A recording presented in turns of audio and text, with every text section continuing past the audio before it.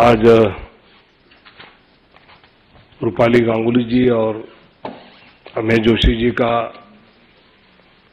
Party joining हम कर रहे हैं, लेकिन जिस प्रकार विपक्ष अब अपने प्रचार में झूठ नहीं लेकिन अब वोट जिहाद तक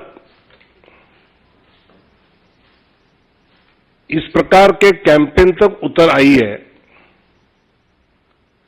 हमारा कांग्रेस नेता राहुल जी खड़गे जी से ये सवाल है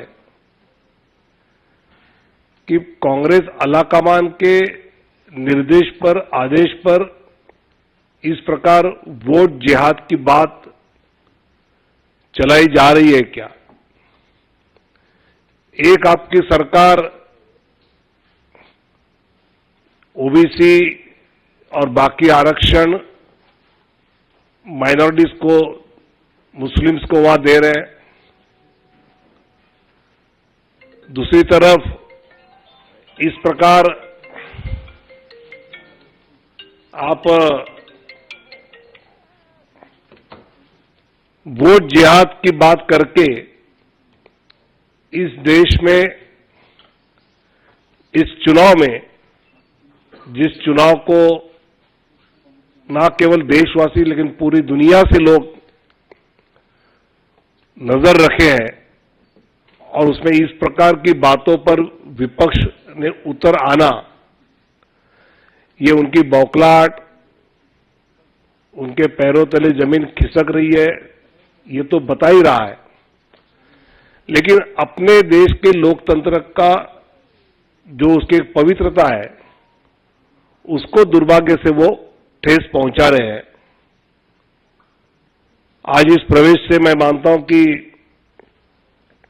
कला जगत से रूपाली जी है, समाज सेवी है, मीडिया के भी एक अमेय जी काफी जाने पहचाने, महाराष्ट्र ही नहीं बाकी प्रदेशों में माने जाते हैं, और इन दोनों का आज हम पार्टी में स्वागत करते हैं।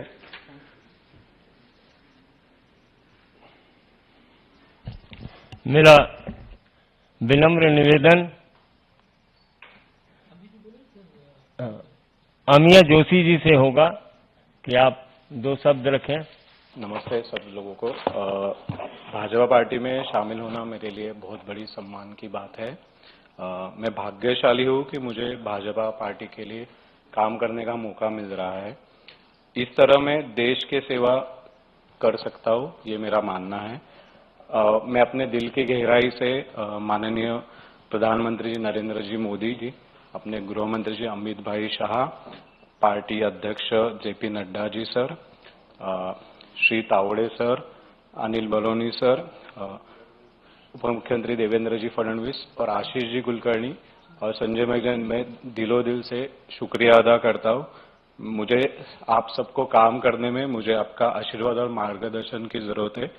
जय हिंद, जय महाराष्ट्र। Thank you sir. मित्रों, देश के माननीय प्रधानमंत्री जी ने परिवारजनों की बात की और परिवारजनों से सीधा सरोकार रखने वाली अनुपमा रूपाली गांगुली जी आपके बीच हैं। मेरा विनम्र निवेदन होगा कि अनुपमा रूपाली गांगुली जी आपको संबोधित करें।